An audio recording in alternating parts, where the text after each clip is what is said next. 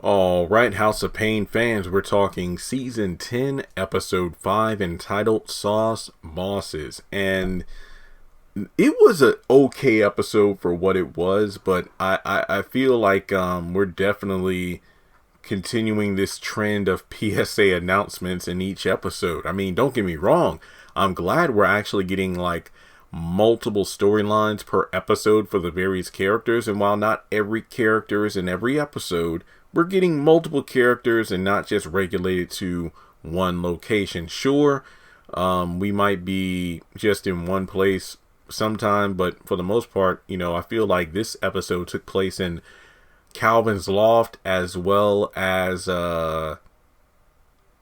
Curtis and Ella's house. I don't think we went over to CJ's. I honestly don't think we did. If we did, I forgot. But overall, this episode had an A story and a B story. The A story being, Floyd and the barbecue sauce contract, and the side story being Miranda wanting to purchase a gun. So I'll give this episode a solid 7 out of 10, where I thought it was decent, but I do feel like it could have been better in some areas to really make the story pop off the script. But that's just my opinion, because I know House of Payne can be a divisive subject whenever I do these reviews. But before going forward, please take a moment to hit like, hit subscribe, hit the bell icon and select all. That way you don't miss out whenever I post content on the channel. And follow me on social media. Links are in the description below. Now, let me talk about the Miranda side story first. So basically, we got Miranda at the loft with Calvin. Christian's just been put down for a nap. And I love how she makes notes like, "Ooh, you never had any decorative pillows before? I like to have laid next to something soft next to me." And she says she's going to the gun show. And apparently she wants to get a gun because of the fact that she's a single mother living on her own. And the news is talking about how black people, or black women specifically, are being abducted, snatched out of their cars, people breaking into their houses. And she just wants the protection for her and her son. We actually go over in another scene where Calvin is talking with Floyd. This is after the contracts have been signed. So I'll get to the barbecue storyline soon enough. And they have a pretty good conversation about, reparation, getting the bag, doing what you need to do. And Floyd even ends the conversation by saying, yeah, a man must protect his family or do what's best for his family by all means necessary, or by any means necessary. And Calvin's like, wow, you know what? You actually answered my question without me actually asking you. And I like this scene. It was good. So then from there, Calvin goes into the kitchen with CJ and Ella, and this is a pretty cool back and forth that talks about the differences between quote-unquote slang between the generations, where, Calvin brings up the fact that Miranda wants to get a heater, and then, Ella thinks that it's a heater for, the house or loft, and then one of them mentions a strap, and then Ella's like, wait, she gonna get a belt to whip Christian? But then it's like, well, no, you should have just said a piece then. And then, what, a noisemaker? It was just a funny exchange. So even Malik walks in. So it's Malik, Calvin, CJ, and Ella. And it's an interesting back and forth where, most of them see the benefit. They're basically on Miranda's side. The fact that in today's, time, it is important to have a strap on you if necessary, especially with all the crazy, people being abducted in broad daylight, and not to mention a single mother living alone with a child. You want to make sure she's protected. But at the same time, Ella's like, I don't like the idea of my grandson in a house with a gun, but she understands that it's a necessity in the society we live in. And, from there, Miranda comes over, and she actually didn't get a gun, but she is applying for a, and correct me if I'm wrong, but concealed carry, basically meaning that she can walk around with a gun on her. And again, Calvin isn't into that. So she pulls out this fake gun, and it was kind of cool. It's like, yeah, well, don't worry about it. It's fake. I just carry this around to, practice, if you will, with the concealing. And even if Christian gets into it, it's not like it will discharge if he grabs onto it. And I love how she's just casually playing around with the gun. She's just casually, flinging the gun around, and it goes off. And there's like a Nerf dart right on Calvin's forehead. So then we go over to the next scene, and Calvin's just sitting alone in the kitchen, and Miranda comes in, and they have a serious talk about it. And the fact that Miranda has some legitimate concerns, about being alone with their child, and anything can happen. And Calvin's like, I'll always be there for you. Say that again. And I wanted him to say it, but he didn't say it. It's not like Calvin wanted to not say what Miranda heard him say, but he pretty much just changes up the wording of the fact that no matter what happens, I'll be there for you and Christian, because the conversation does come up about, how gun violence is a sensitive subject within the family, considering that Calvin was shot. But Miranda brings in the realistic fact of, yes, I understand you want to be there for us as you should, but you can't be everywhere at once. I mean, and sorry for the squeaking, I got to readjust my chair.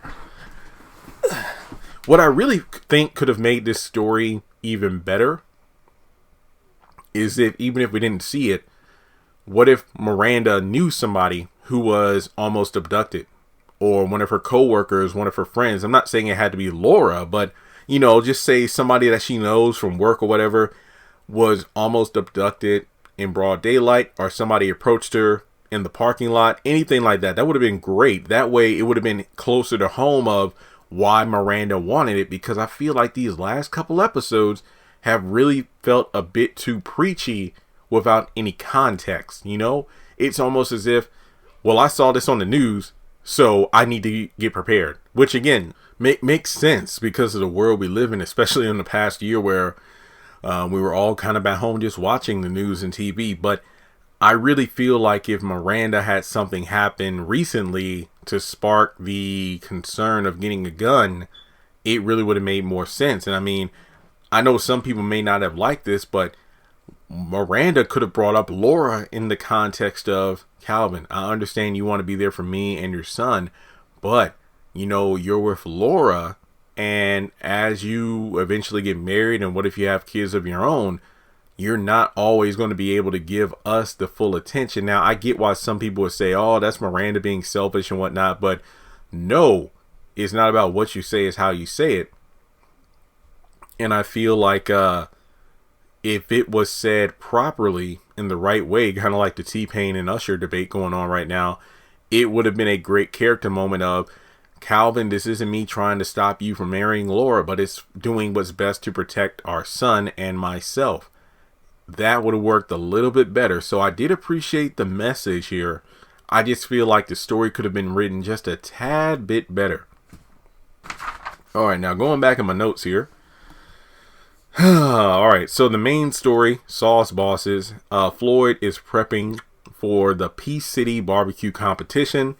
And Ella's mad because apparently in preparation, there was a crack in her Dutch oven. So CJ is actually getting better. He's walking more with his cane. And Floyd apparently won second place in the competition by default because they were running late, because he had forgotten his matches. So by the time Malik and Floyd got there, the judges apparently had food poisoning from another contestant. So for whatever reason, he got second place. I don't know, whatever. So he actually gets a phone call from one of the sponsors of the competition, and they want to buy the sauce recipe and mass produce it. So basically, it's a big payday. So Floyd is excited over the money, but CJ is a bit skeptical. Apparently, the barbecue sauce recipe came from Ella's side of the family, but I think Floyd and Curtis accidentally put nutmeg in it, and that's what really helped the sauce explode with even more flavor and taste. And he wants to call it Curtis and Floyd's the Sauce Bosses. Sounds kind of catchy to me. But in any case, from the money, Floyd is already like, you know what, hey, I want to give Ella 3 Dutch ovens. Apparently he's going to give a condo to Malik, offers to pay off CJ's house, but he's against it due to culture appropriation. He says the recipe should stay in the family because selling out won't benefit their family at all. I got a lot of thoughts on this, but let me say that for the end. Let me zoom through the rest of the review, because I feel like I have more to say about the Miranda storyline and what it could have been, as opposed to the storyline about the sauce. So, as I mentioned before, Floyd, is in the backyard when Calvin comes over to see his dad. Now, remember, Curtis is still on that barbecue tour, and Floyd is talking with Calvin, and he wants to get Calvin's opinion on the whole money situation, and Calvin's like, hey, you know what? Get your bag. Do what you got to do. You're not really a sellout. You're doing something that's going to benefit you and the family in the long run. So you might want to come up with a better name, though. The Sauce Bosses. Nobody likes that name. I thought it was pretty good. But as I mentioned earlier, Floyd saying that a man has to do what he has to do to protect his family by any means necessary. And that actually helps out Calvin with his situation. And CJ and Ella are inside making a bunch of barbecue sauce jars and whatnot. And yeah, the last scene is like Floyd telling Ella after he got off the phone that I decided not to sell the sauce even after he had already signed and emailed the contract back. And to avoid being sued for everything they have, he offered a minority share in the future restaurant for their barbecue. And Ella says, I want to shoot that grill. Okay, I see both sides of this situation, kind of like the Miranda, but gun storyline, but I'm more on the Floyd side of things. Now, I'm glad it was established that it wasn't just Floyd. It was going to be Curtis and Floyd both getting a share of the cut because it's their sauce. Yeah, you could argue, well, it was Ella's family recipe, but they kind of made it their own with the nutmeg. I don't really know the debate on recipes. Like, if somebody had a recipe with 5 ingredients and that was the recipe, but then somebody added chemical X, sorry, Powerpuff Girl moment there. If they added a secret 6 ingredient, does that technically make the recipe their own because it's not the exact duplicate of the recipe that was originally established? I don't know. I don't care. What I'm saying is, I understand what CJ's saying in regards to culture appropriation and whatnot, but the question is, if Floyd and Curtis didn't sell the sauce, then what would have happened to the recipe? Would it just been passed on from generation to generation? I mean, I'm glad Floyd brought up the restaurant thing, but that kind of thing requires a lot of startup. Like, what about the love train from Love Thy Neighbor? And the alternative dream that Curtis had about going to Florida and the laundromat. Are we going to establish a storyline where Floyd and Curtis start up a barbecue restaurant? If so, that would be amazing, but I doubt it because that would require a new set piece location. I just feel like, I don't know. I get where CJ's coming from, and I understand that sometimes you have to look at the bigger picture instead of just fast money. But I don't know. It just doesn't. For example, let's say if well, I don't know if this is a good example because Tyler Perry is black like I am, but Tyler Perry offers to buy out my YouTube channel, and it's a substantial amount of money. It's enough money to pay off my student loans. It's enough money to buy this house, so I got a place to live instead of living with my parents again. It's enough to hook my parents out with something. Would I do it? I mean, based on my current demeanor, yes, I would. Now, I mean, there will have to be stipulations to it. Like, just because I sell this particular channel doesn't mean I couldn't start another one if I so wanted to. But I feel like generational wealth is important. Don't get me wrong. But at the same time, it's like, well, I mean, as somebody, okay, like I said, I'm 29, single, no kids. Am I thinking about future offspring, or am I thinking about myself in the now and my own future? Probably about myself now, and that's about it. Now, don't get me wrong, I've been thinking about this channel for a while. Like, there's always going to be new haves and have-not fans because the show will always be new to somebody. Like, maybe I feel like there are some people who probably still don't even know what the show is, despite it being on for almost 200 episodes and about to finally come to a close. But the channel will always bring in some form of revenue. It might not always be thousands of dollars. It might not always be hundreds of dollars, but in a way, unless YouTube shuts down or something, this channel will always generate money even after I'm gone, Lord willing. So that money's going to be passed down to somebody. But I don't think selling out is a bad idea so long as you don't blow the money. I mean, I don't know how much money they were planning to make off of this sauce, but apparently it was a lot. If, Floyd was talking about paying off houses, Dutch ovens, and a condo. So it must have been a big deal. But I just don't understand. I feel like CJ, they really have been hammering it in like, oh, you know what? I don't trust black people. We don't trust hospitals. Oh, black people, everything we have is being sold out and, given over to the white man, and it's culture appropriation. I mean, for me personally, I don't really call it selling out. I mean, if an opportunity arises and you get a chance to make big money, do what you got to do. I feel like somebody selling their ownership over something doesn't impact me because of the fact that, guess what?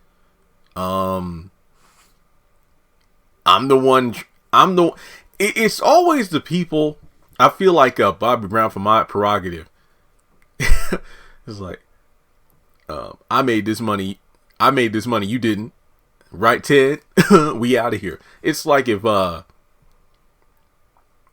mean, I know I sound like I'm talking in circles here, but I'm not upset. I'm just kind of semi-frustrated. It's like, man, there's always somebody got something to say. Just because they sell the recipe, I mean, does that mean Floyd and Curtis couldn't make the damn sauce out of like a family function? For real, I do not understand it. It would have been different. Kind of like the Miranda thing. If done a little bit differently, it may have gone somewhere. Let's say Floyd and Curtis had plans to start their own restaurant because the sauce was such a success. Floyd enters it in the grilling competition, and then this sponsor comes and is like, wait, I've heard about this sauce. This is delicious. How about we make an offer to buy it off you? And then that puts a stop to the restaurant plan. And then CJ's like, see, they want to pay you this amount of money now because they see how much you and Uncle Curtis can make in the future if that one barbecue restaurant starts a chain of restaurants. That would have made sense. This would have been like, yeah, the white man comes in, sees an opportunity and seizes upon it. It's like, oh, they might offer you like $5 million, but guess what? That $5 million now to you is a drop in the bucket compared to the money they'll make off the barbecue franchise once they get their hands on the recipe. So looking at the situation as it is now, yeah, it's just a family recipe. Curtis is on the barbecue tour, probably to learn more about the ways of the grill master and whatnot, or possibly market the sauce out there. There's a local barbecue competition. Floyd enters and wins, or second place. A sponsor wants to buy out the sauce, and then CJ's like, no, keep it in the family. That's a stupid argument. I would have taken the money. I don't care. Again, I don't know if it would have been generational wealth, though, based on how he was talking about blowing the money. But I do see both sides of the situation. So overall, this was a decent episode. But I feel like both the Miranda and the Floyd storylines could have been, or should I just say the Miranda and CJ storylines could have been written just a tad bit better to make their stances make more sense, if you see where I'm going with that. So what would you have done? Do you agree with Miranda about getting a gun? I wholeheartedly agree. Just be careful with it. And do you agree with CJ's stance on culture appropriation, which is indeed a thing, but I would have taken the damn money. Okay. In any case, thanks so much for tuning in. Hope everybody has an amazing week, and watch my other reviews for the haves and have-nots and assisted living. And if you'd like to donate to the channel, feel free to do so on PayPal or Cash App, or at the very least, make sure you like and subscribe. Thanks so much for tuning in, and I'll talk to you next time.